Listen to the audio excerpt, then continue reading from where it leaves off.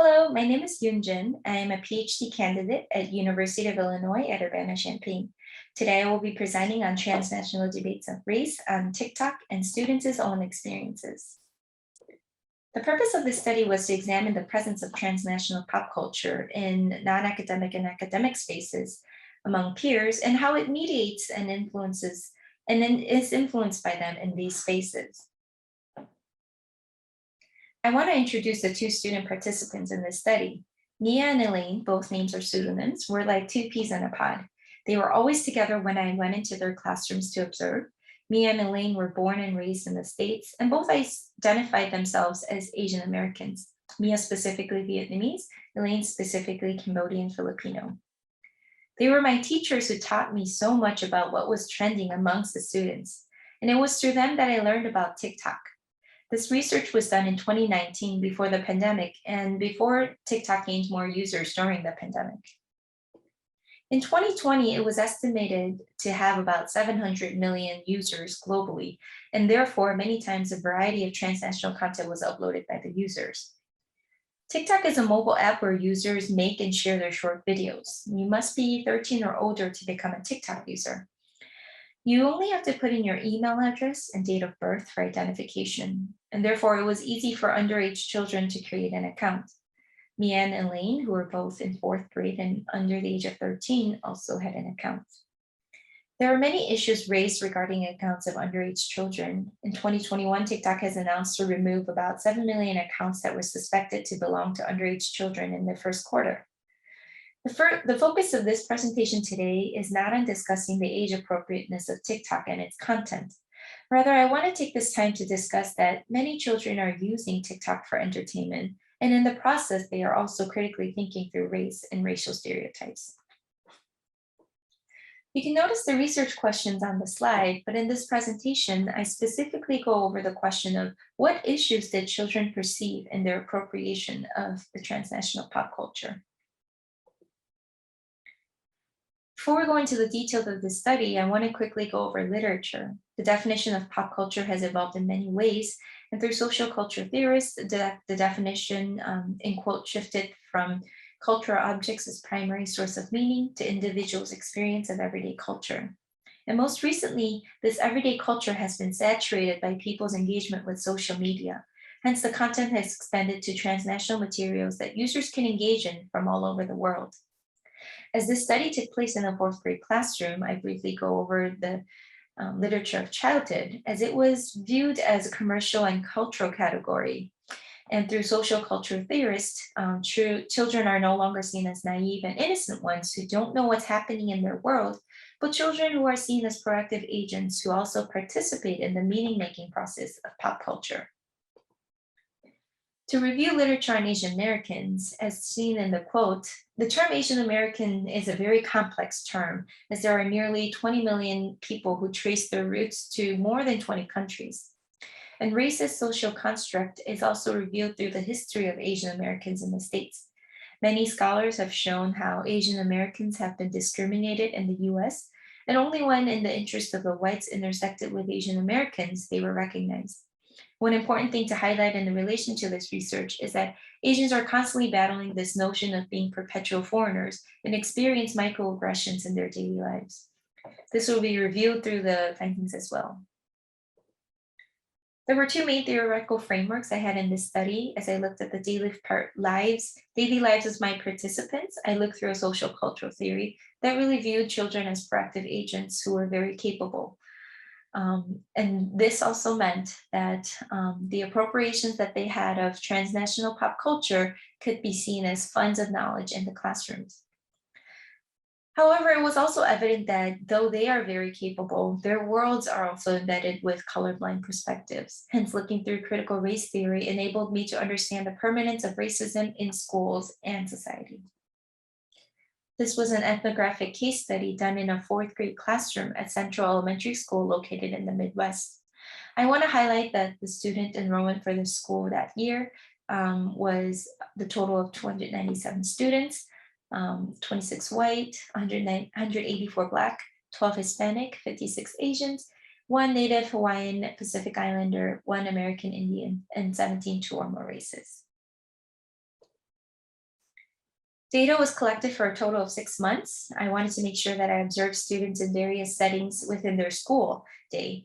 So official settings were classroom times and music classes. Unofficial settings were recess and free choice time. And for data analysis, I personally listened to and transcribed all the audio recorded observations, then went into open coding analysis of the transcripts and the field notes and lesson plans, which eventually led to focus coding. One conversation I had with the two girls, I had a chance to ask what it was like to be Asian Americans in their school. They shared a few stories of how they liked being part of the parade that they had once a year, where it was a chance to teach other students about their ethnic background, but also struggles they encountered as well. They were frustrated that they were always assumed to be Chinese and how they had to repeatedly teach their friends. This conversation then sparked Elaine's memory of an incident she read on TikTok. She started telling me about the blackface incident. To provide a little context, in February 2019, a Chinese makeup artist uploaded a makeup transformation video on TikTok. This video went viral immediately and also created a debate by its users from all over the world, and rightly so. This particular comment is not from the TikTok video, but a Facebook video of a similar content. This is just one of the response, and most of the response cannot be found anymore as this video was taken down by its original creator.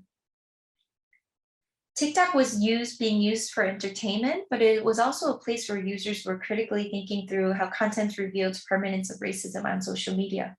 As you can see in the quote, digital blackface introduces age-old stereotypes to a new generation of digital natives. Now remember back to the original conversation I was having with Abby and Elaine.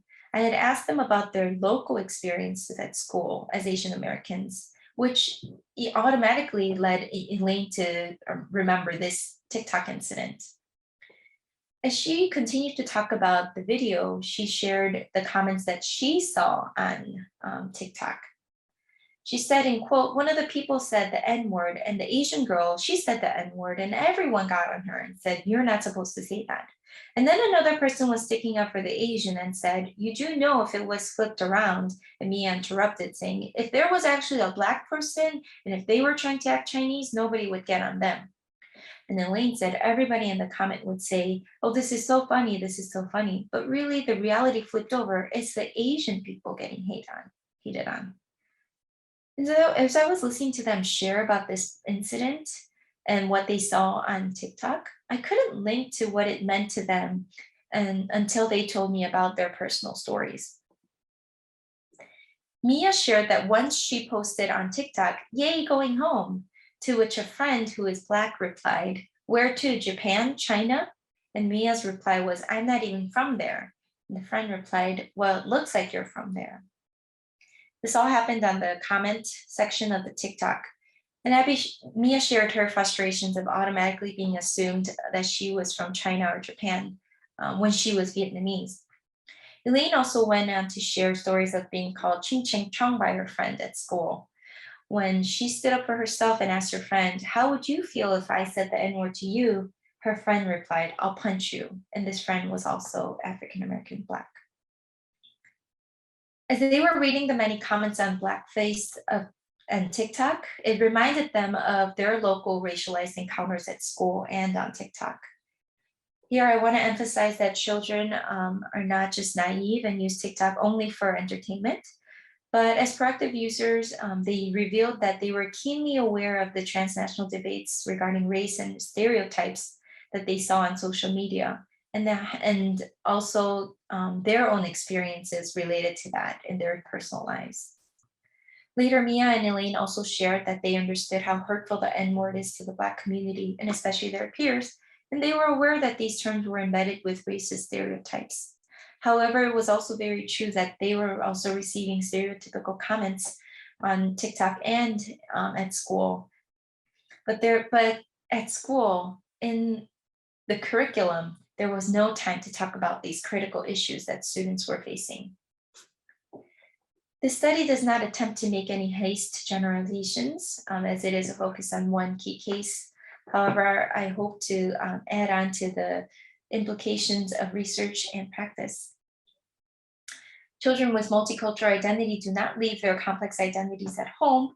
Rather, they bring in their funds of knowledge to navigate through different relationships and to express their complex identity.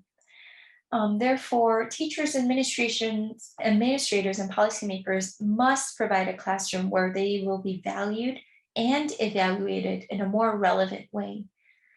Schools must become a place where they can critically think through the different issues that they face.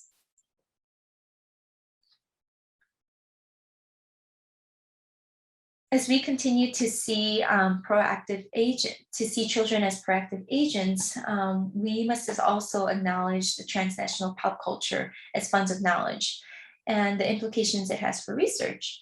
In order to do so, we must have a permeable curriculum that allows all students to be evaluated in a way that honors their funds of knowledge. Continuing the discussion of race as a social construction through CRT, we notice that schooling continues to show how it is colorblinded. Also, permanence of racism shows, we notice that Asians are perhaps maybe permanently perpetual foreigners in this society. And often their voice mainly gets heard where the interests of the whites meet. Therefore, it is important to continue to counter the main narratives through their counter storytelling. And in terms of practice, we can help teachers better understand what critical race theory is and what culturally relevant pedagogy is. A lot of the times teachers have professional developments and they're thrown with all these terms, but they don't know how to really implement them into their classroom and how to see the students' world through these lenses. So we need better professional developments. We also need to continue to work towards permeable curriculum, where students can discuss the different issues that they see on social media and just in their everyday lives. As we think about culturally relevant teaching, evaluation, and assessment, I believe it's important to remember that when a child comes from a certain background, it does not mean the same for all. As Henry Louis Gates said, there's 42 million Blacks and 42 million ways to be Black. And applying this wisdom, we also see that Asian population is also very complex. And therefore, it is pivotal to ensure a space at school where all children's voices can be heard. Thank you for listening.